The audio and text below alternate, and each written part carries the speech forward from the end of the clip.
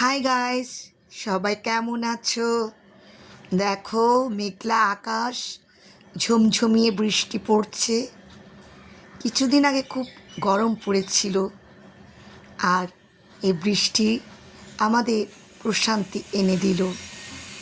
গরমে অতিষ্ঠ হয়ে মনটা আনচান করছিল, আর বৃষ্টি যখন তখন মনটা সজীবতায় ভরে উঠল। তোমাদের অনেকের বৃষ্টি ভালো লাগে। আমার যখন খুব গরম পড়ে তখন হঠাৎ করে যখন বৃষ্টি আসে, সেই বৃষ্টিটা খুব ভালো লাগে। আর এই সময় মনে পড়ে সেই প্রিয়জনের কথা। আজকাল আর মেসেজ হয় না, কথাও হয় না।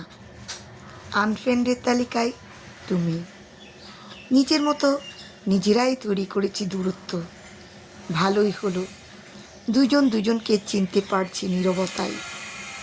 তুমি বলেছিলে বৃষ্টি তোমার প্রিয়, আর আমার বৃষ্টি আসার আগে মেঘলা আকাশের নীরবতা ও ঠান্ডা বাতাসের শীতলতা খুব প্রিয়। তুমি বলেছিলে তুমি আমার মায়ায় পড়েছ, আর আমি তোমায় না চাইতেও ভালো লেগে গেছিল। মাঝে মাঝে যখন কথা হতো, তুমি তোমার কথার ছলে আমার হৃদয় জয় করে নিতে, আর আমি বোকার মতো তোমার কথা মুছে তোমাকে বিশ্বাস করতে থাকি। মন অস্থির হলে তোমার বলা সে ভালো কথাগুলো ভেবে নিজেকে স্থির করি। ভালোবাসার ভীষণ একটা শক্তি আছে, না পাওয়ার মাঝেও আনন্দ খুঁজে নিতে পারে। আমি তোমায় অবহেলায় দূরে ঠেলে দিয়েছি, তাই তুমিও অভিমানে হারিয়ে গেলে।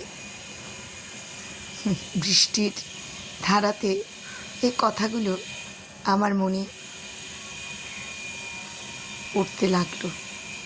দেখো, যখন আকাশের বৃষ্টির ধারা গাছের মধ্যে পড়ে, গাছ কত সজীব হয়ে ওঠে, তেমনি আমাদের জীবনেও কিছু মানুষ কিছু দিনের জন্য এসে সজীবতা দিয়ে যায়।